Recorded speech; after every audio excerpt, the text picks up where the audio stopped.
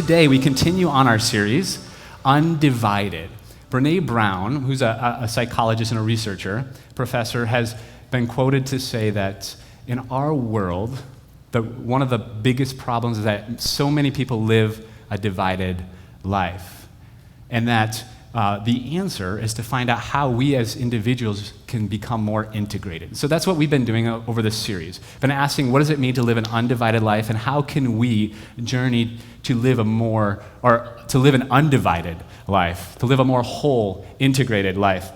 Today, we're really wrestling with the question, as the sermon topic is Alone Together, as the sermon title, what is the role of community in this journey of living an undivided life? I'm really actually excited about this because I've discovered a lot of things from my experience and then from reading this book that I think has shaped the way I view community in very different ways. So today, we're going to cover formation. What is formation? Then we're going to talk about sin, which is kind of a dirty word in a lot of progressive churches, a lot of baggage surrounding that word sin. And then we're going to talk about the role that sin plays and how we understand sin in community and how that affects how we view formation. So as we begin, I'm going to read a little poem, and it's up on the slide. It's a poem by a man named Robert Bly. And he says, "Our disasters come from letting nothing live for itself, from the longing we have to pull everything, even friends, into ourselves and let nothing alone."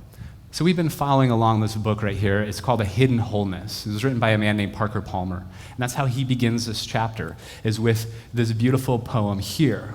And I think it reflects human tendency in our society, which we're so focused on conformity and often uniformity, and how that does so much damage to the individual.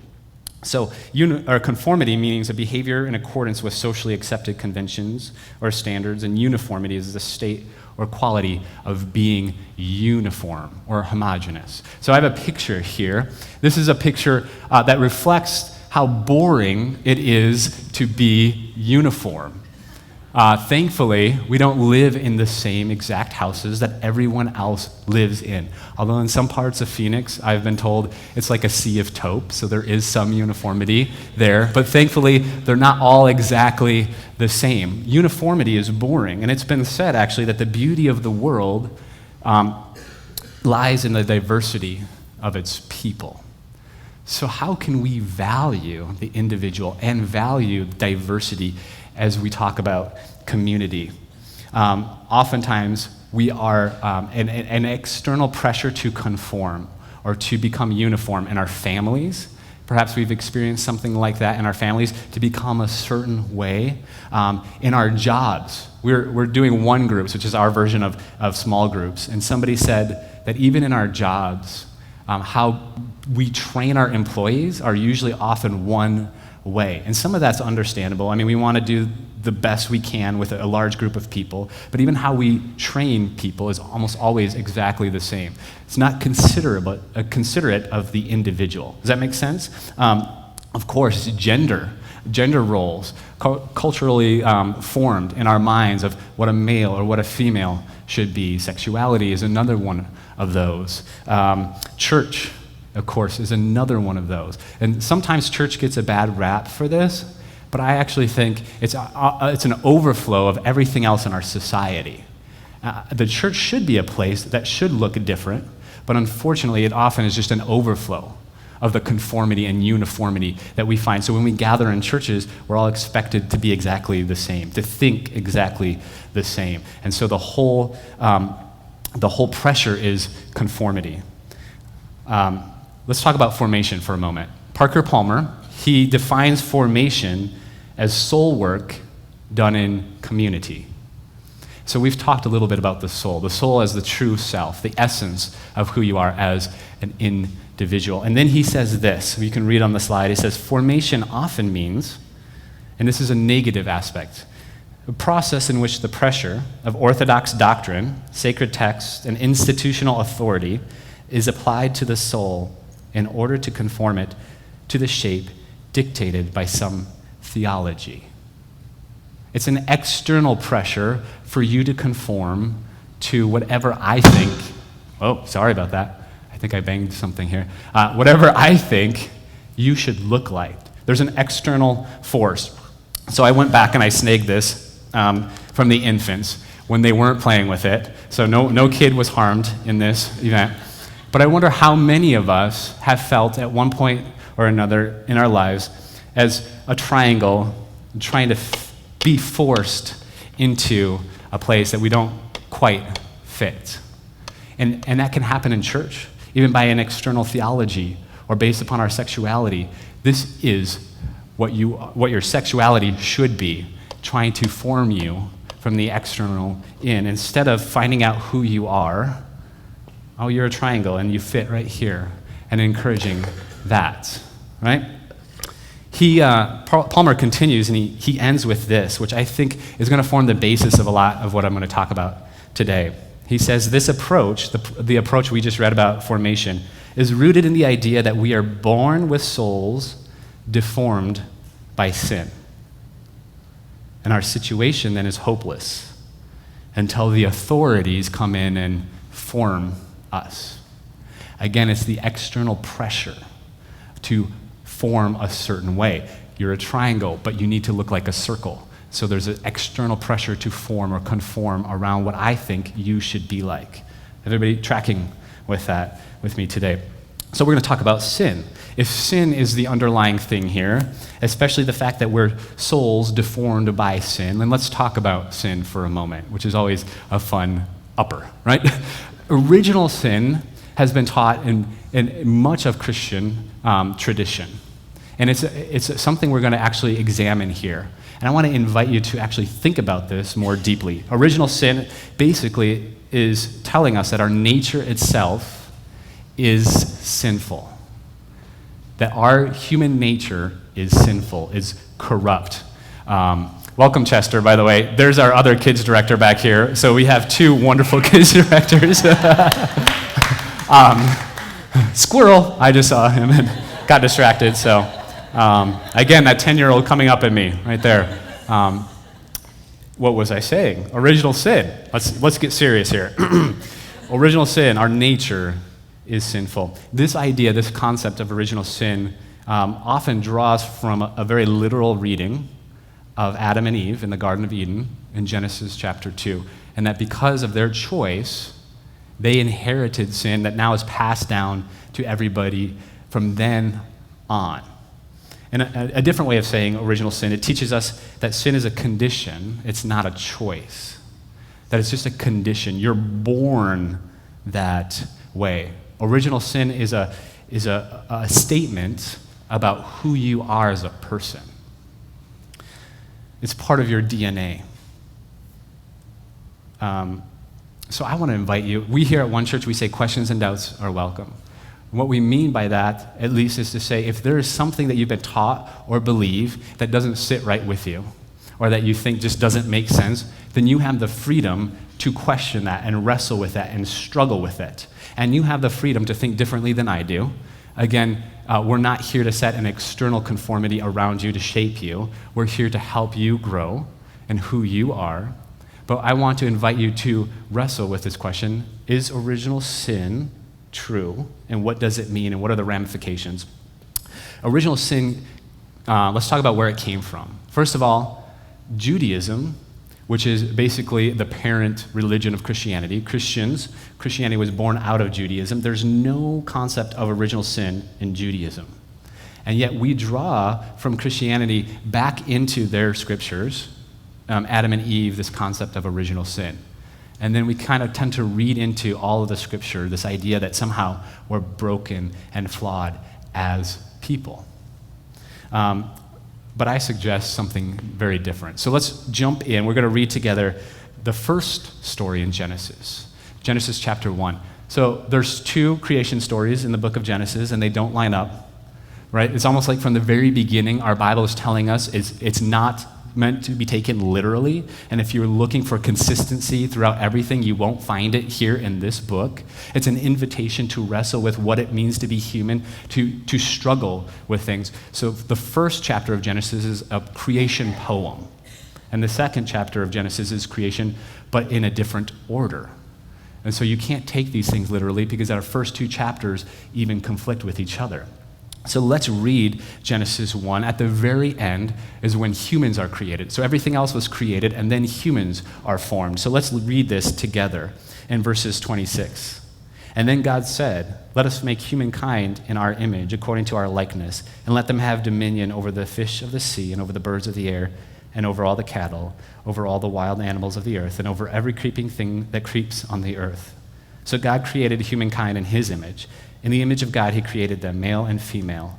He created them. Let's stop here for just a moment. This should form the basis of who we are as Christians. That every single human being is created in the image of God. And that we see other humans not first and foremost as black or white or Muslim or Jew or atheist or based upon their sexuality, but we see them first and foremost as people created in the image of God. Is anybody else hearing that ring, or is that just me? Okay, the fans. All right, thank you guys. Just want to make sure I'm not crazy. Somebody said once, you want to be careful when you ask that question when you're up on a stage, because if nobody else is hearing it, then they're going to think you're a little crazy. So let's continue in verse 28. God blessed them, and God said to them, "Be fruitful and multiply, fill the earth and subdue it. Have dominion over the fish of the sea, the birds of the air, and over every living thing that moves upon the earth." Let's just pause there for a moment. Unfortunately, that verse and a specific word in there, dominion, has been used to promote this sort of dominance over creation. In other words, like, creation is here for us, so let's just enjoy it. It's a resource for us, so let's consume it. Rather, I think that word dominion should be better interpreted as stewards. We as humans are called from the very beginning to be stewards over creation. Meaning, how are we taking care of creation? Are we leaving our environment a better place for our kids and grandkids? This should be the very core of what it means to be a Christian, is to be basically an environmentalist. Yet this is our mandate. As people created in the image of God, we are to steward this environment and steward it well. Unfortunately, we're not always known for that, being good stewards of the earth. In verse 31, then we read the final verse in the chapter. God saw everything that he had made, and indeed it was very good. And there was evening, and there was morning on the sixth day. And so here, this is the first chapter of the Bible. Do we see any hint of sinful tendencies or evil? We see here a pronouncement that you are created in the image of God and that your core identity is good and blessed by the Creator, which is a vastly different way of viewing it than original sin, and that you're fundamentally broken or flawed. It's a different way of, you're fundamentally good, and you're fundamentally not flawed, but you're blessed by your Creator. Here is a picture. This is one of my favorite pictures of my kids here.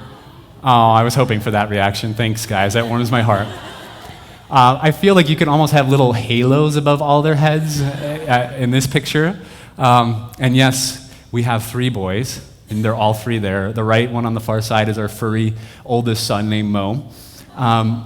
But when you look at a picture of little children, do you think to yourself, wow, what sinful little evil snot-nosed brats they are? And if you do, hopefully not to that picture right there, or keep it to yourself, because I don't want to hear it. I think they're adorable. But when you hold a newborn in your hands, there's something there that cries out to you about their beauty, about their innocence. And I think actually what we find is most people enjoy holding kids because it's a reflection of who we are as people. They get in touch. I mean, yes, it's warm, fluffy feelings, but it's also a reflection of beauty and innocence that many of us have kind of lost but are seeking to find once again. I don't think, when I look at little kids, that it's fundamentally sinful and flawed. Now, I do think sometimes we veer off, and that's very clear. If you have little kids at all, they don't always listen to you. At least mine don't always listen to me. So let's talk for a moment about Jesus. as Christians, it's always good to take whatever we're talking about and then run it through and try to struggle with how Jesus might have talked about it or seen it. Now, of course, there's a phrase, what would Jesus do, that's kind of been really overused and now very cliche. And so I'm not suggesting that. Neither am I suggesting for a moment that Jesus has all the answers to all the problems. We live 2,000 years later. There was no Twitter in the time of Jesus. We don't have all of the problems that Jesus spoke about, and yet we are Christians, which means we follow the way and the teachings of Jesus. So we're trying to form our life after that. And so it's always good for us to look, how did Jesus live his life in accordance to whatever topic we might be talking about? So today we're going to read a story. There's many of stories we could read in the Gospels, but today we're going to read a story of Zacchaeus. You guys all familiar with Zacchaeus? I grew up singing the kids' song, Zacchaeus was a wee little man, and a wee little man was he. Again, my 10-year-old coming out today. But Zacchaeus was a chief tax collector. Most of us are familiar with that, but as the Jewish people, they were living in Roman occupation. The Roman Empire were seen as the enemies to the Jews. And then a tax collector was a Jew who worked for the Romans. So not only were they looked down upon, but they were like despised as traitors. And then what would often happen is tax collectors, you would charge, when you traveled on their property or on the land, they would charge you, and they would often overcharge you. So let's say Romans said it's $1 to cross this road. Well, then the tax collectors would often say, well, I'm going to charge you $2. So all the Jews knew this, and they were often, the tax collectors were getting wealthier and wealthier and wealthier, while the Jews were getting poorer and poorer and poorer. Maybe there's an economic lesson there for us today. So let's read about this story in the Gospel of Luke chapter 19. Jesus entered Jericho, was passing through it, and a man there was named Zacchaeus. He was a chief tax collector and was very rich. He was trying to see who Jesus was, but on account of the crowd, he could not, because he was short in stature. He was a wee little man. So he ran ahead, climbed a sycamore tree. See, the song does actually extend, it's accurate, to see him, because he was going to pass that way. When Jesus came to the place, he looked up and said to him, Zacchaeus, hurry and come down, for I must stay at your house today. So he hurried down and was happy to welcome him. All who saw it began to grumble and say, he's gone to the guest of who is a sinner. Zacchaeus stood there and said to the Lord, look, half of my possessions, Lord, I will give to the poor, and if I have ever defrauded anyone of anything, I will pay back 4 times as much. So I don't know if you're like me and you read this, and Jesus says, hey, Zacchaeus, come down here if I'm going to go eat at your place today, and think, wow, that's kind of a strange thing. Like, hey, I'm going to go over and eat at your food. Will you get it all ready for me? But in the time, the first century context, you only ate with people who you viewed as equals. And so when we see and read of Jesus eating with people, that was a political statement every single time. And that's why Jesus is constantly eating food with other people, saying, you're despised by many of your neighbors, but I do not see you that way. I see you as equal. In fact, I will break bread with you. And that was a dominant statement. And that's why you hear of many of Zacchaeus' neighbors saying, oh my gosh, he's going to go eat with that guy. In essence, saying, like, he's going to mingle with that corrupt tax collector. And of course, we read here that Zacchaeus and his neighbors basically shamed him and excluded him.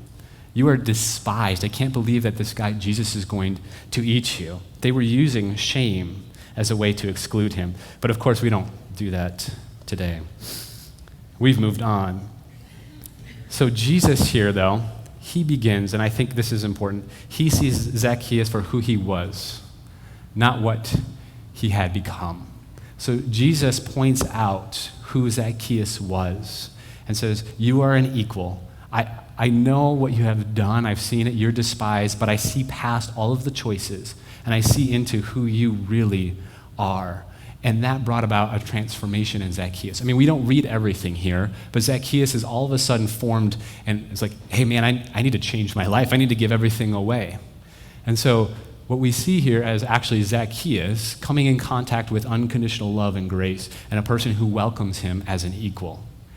Not somebody who judges him and says, you're condemned to hell, you sinful, evil person, right? But somebody who looks at him as an equal, who welcomes him. I think there's so much that we can draw from this, but especially the fact that when we come in contact with grace and unconditional love, that is what actually changes us. It's not the fact we come in contact with condemnation and judgment, but when we come in contact to somebody who loves us and says, you are good, and embraces us as equals, that actually changes us. Unfortunately, again, I think that's not true of a lot of Christians, and Christians, we're not really known for doing that. We're actually known for the opposite of judging and condemning people and yelling at them, telling them that they're going to go and burn forever in hell. A few years ago, there was a CBS story with a gal named Janice Firehawk, and she lived in Stephen Point, Wisconsin. Shout out to all my cheesehead friends, whoop whoop, Wisconsinites. Janice was not only, she was a mother and a grandmother. And in her time living, she had fostered 100 kids. So she had given her life to helping some of the most oppressed and marginalized in our society, and that's foster kids. And we have some people in our congregation that have fostered and adopted here. And that's a difficult journey. And so she had done that through the years, but she had just received a bank statement saying that she owed $10,000 on her house, and that the foreclosure date was like 30 days away or something like that.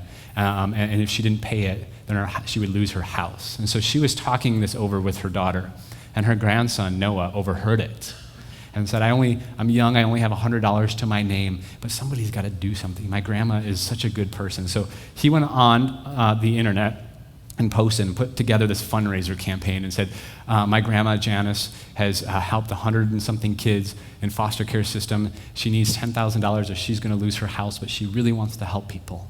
She really wants to foster more kids. And the money started coming in. And then it began to get traction, and the news picked up on it. And eventually, the bank actually forgave the loan of the woman, Janice.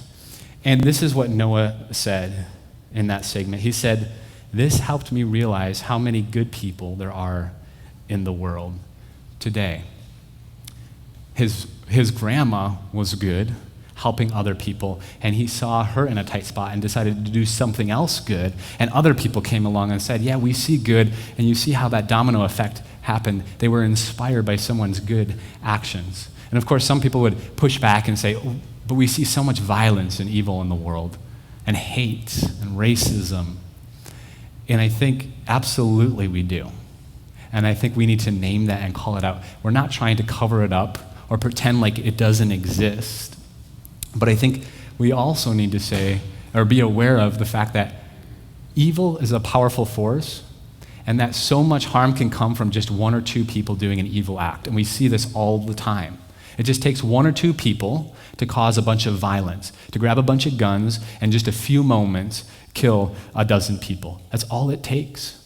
It's just one or two people to do that. And yet, every time we see these acts, we see hundreds of other people coming alongside and giving acts of kindness and compassion and generosity, and people, even sometimes from the same religion, saying, hey, these people caused this hurt in the name of my religion, but that's not me. Or these people came and did this in the name of my race, and that's not who we are. And people coming and gathering around with love, kindness, and compassion. I mean, 911, of course, is huge. It's marked in many of our consciousness and many of our minds. And yet how many hundreds of thousands of people after that happened came along, answered phones, firefighters came up, police officers came, people just volunteered to pick up, to help people who were hurting and in pain, and to help families who were in pain. The amount of good that came as a result of that was just startling. So then again, let me ask, are we fundamentally flawed and sinful and broken, or are we fundamentally good? Back to the garden story, the Garden of Eden. There's a few different ways of reading the Garden of Eden story in Genesis chapter 2. Some people suggest that you should read it literal, and they'll take it as Adam and Eve were literal historical people who lived roughly 6,000 to 10,000 years ago. And that, there's a lot of struggle there because then we have science that suggests that the world is a lot older than that. And so they have to kind of wiggle around how they interpret that in light of that. There's other people that say, yeah, we believe in evolution, and we believe that somehow God worked through evolution. It's called theistic evolution. And that perhaps Adam and Eve were historical figures, but they were the first humans to be formed, the first hominids to gain consciousness of God. And this is the story of our ancestors. They were actually historical figures, but maybe not in the way that young earth creationists understand it. Then there's others who say there's a whole swath of ways of interpreting this as allegory, or one way that I'm going to suggest to you is at least as an archetypal story. An archetype is a representation of a group in whom all others of the group are embodied. The word Adam in the Hebrew Adam actually means like dirt man, or even you could interpret it as human.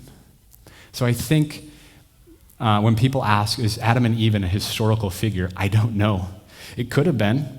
Adam and Eve could have been historical figures, and to argue about that seems to miss the underlying point of what is it trying to tell us. And so I think we all have experienced what it's like to be raised, to be born into goodness, beauty, this innocence of a garden. And then at some point in our lives, we've all listened to the serpent whisper in our ear. We've all made choices that have caused brokenness to other people. And in many ways, because of that, we've felt an enormous amount of shame. And we've experienced what it's like to feel vulnerable and exposed and naked, as Adam and Eve did. And then many of us journey east of Eden and struggle to find our true self, our true identity, and what that means to us. So I have a picture of a guy. Have you ever met somebody like this? They stand on the street corners, condemning everybody to hell. Maybe you haven't met somebody that's standing on the street corners, but you met somebody that has basically reflected that same image to you in conversation. That basically, more or less, you are a sinful human being damned to hell. I don't think this is accurate, but I think it works because all of us experience some form of shame. All of us experience the fact that we're broken and that we've made bad choices. And so we all know that something inside of us is a little off. Like we're not as good as we could be, and we've all struggled. And so experience somebody who reflects this to us and says, you're bad, you're broken, and there's a part of us that's like, yeah, I know I am. And this is the way to get home. If you repent, believe in Jesus, Jesus will come and, despite yourself, he will save you. And that's the only way to get into heaven. So that's one way of looking at it. But original blessing, which is, I think, the more accurate way of how Jesus operated, is starting all the way back from Genesis 1, was you and I are created good in the image of God. So when God looks at us, I think God sees goodness and beauty within us. Even though each of us struggle, we veer off course from time to time. We make decisions that cause hurt in other people's lives. Sometimes it's out of pride. Sometimes it's out of shame and just hurt. Sometimes it's out of fear or self-preservation. We've all veered off course. I'm not arguing or suggesting otherwise, but I am suggesting that perhaps this underlying idea that we're all sinful and broken at our core is what shapes how people view community. We see this in parenting. As my kids are very young right now, they're still in the early discipline stages. It's just a lot of, this is what you do, this is what you don't do. You don't hit your brother, you don't hit your brother. No, you don't hit your brother, over and over and over again, right? But as they grow up and mature in junior high and high school, there's a lot less discipline. And there's a lot more, as a parent, seeing inside of who your child is and calling that forward. Because there's so many external forces and noises out there, lies, serpents whispering, and who they aren't, and how they're not loved, and how they need to be someone who they aren't. And so as a parent, we see this reflected, that our main jobs then is to call out the goodness in our children through as they grow up, because there are a lot of lies out there. Parker Palmer, he would say it like this. We talked about negative formation. Let's talk about positive formation. He would say that in a circle of trust, the powers of deformation are held at bay long enough for the soul to emerge and speak its truth. Here, we are not required to conform ourselves to some external template. Instead, we are invited to conform our lives to the shape of our own souls.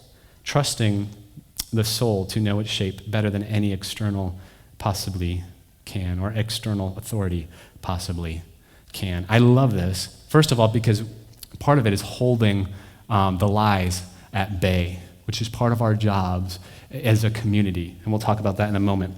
A quote that I heard recently is that God is present with different people in different ways. We cannot prescribe one way as normative and track all people in that direction. And yet how many communities we try to do that? Which, this is the way God works in all times and all places. This is the way you should hear God. This is how God acts. And we put everything in small little boxes, which we like. I mean, we all do. We all want to make sense of everything. I mean, that's part of our nature. But we put everything here, and then we try to conform everyone else to fit into our small little boxes. Perhaps a community should act very differently than that. So let's talk about the role of community as we close here and wrap up.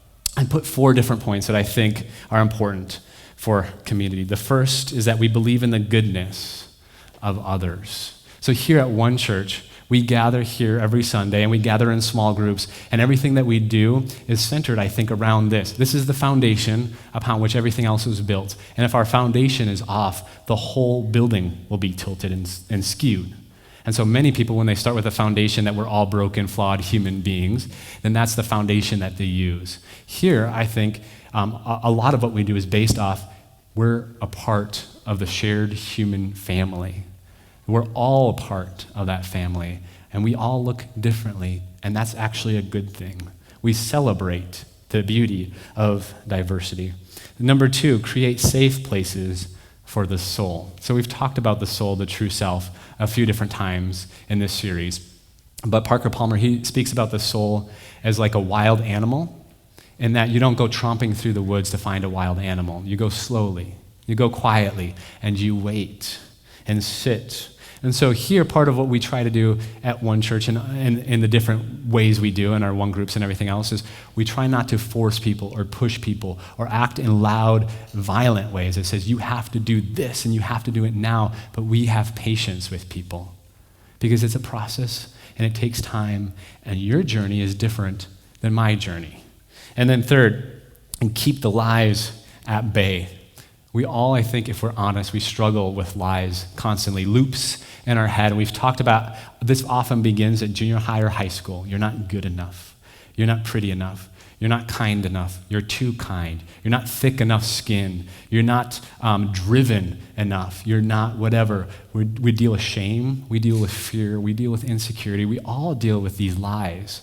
They're like serpents whispering in our ear. And yet as a community, we act in ways that hold off those lies, just like a parent hopefully does with their children. Says, no, you are worthy. Don't believe that lie.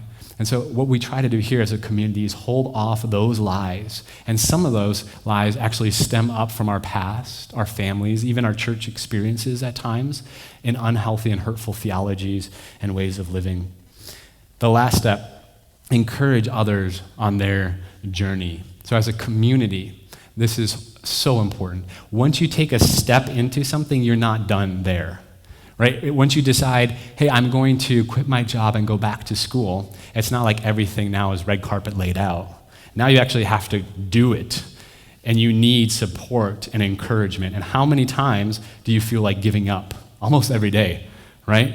And so you need people behind you that will encourage you. If you quit your job and start another job, you need people that will support you and encourage you. If you're doing something that's very, very difficult in your life, whatever that may be, whatever role you have in your life, you need a community around you. That's what a family does, right? It encourages you to do that. In essence, you can look at a sports team. I grew up playing sports, and a lot of this actually reflects what a good sports team is and does for that person. You believe in the goodness of that person. Hey, you can do it. You've got this. And you encourage them. You keep the lies. Hey, don't let that, you fumbled that ball. Don't worry. Get back up. You're better than that. You can actually do it. And this is reflective of a good sports team as well. And lastly, this is, I think, what we're trying to do here at One Church. We're trying to create a community that allows yourself, your soul, to emerge. And what does that mean for a pastor in that community? Eugene Peterson, who's kind of like a pastor's pastor. He's wrote several amazing books. He translated the Bible into the Message version. He said this that I read recently. He said, as a pastor, you've got to be willing to take people as they are. Live with them where they are and not impose your will on them, because God has different ways of being with people, and you don't always know what they are. And so if you've met with me at all, you know that I'm not somebody who tells you what to do. First of all, because I don't know that I trust myself enough to do that. But hopefully I will listen, and I will try my best to observe what is God doing in you, what is God speaking to you, to affirm that, and then to encourage that. That to me is the role of a pastor, but that to me is the role of each and every one of us. In community is what we're doing. Not you have to believe and do everything that I'm doing. We're not after uniformity here. And that's why we allow a lot of wiggle room. We're a more open church, and people say, well, how does that work? Well, it works because we believe in your inherent goodness, that you are created in the image of God, and we believe God's working in your life. So how can we come alongside and believe in that, affirm that, and encourage that?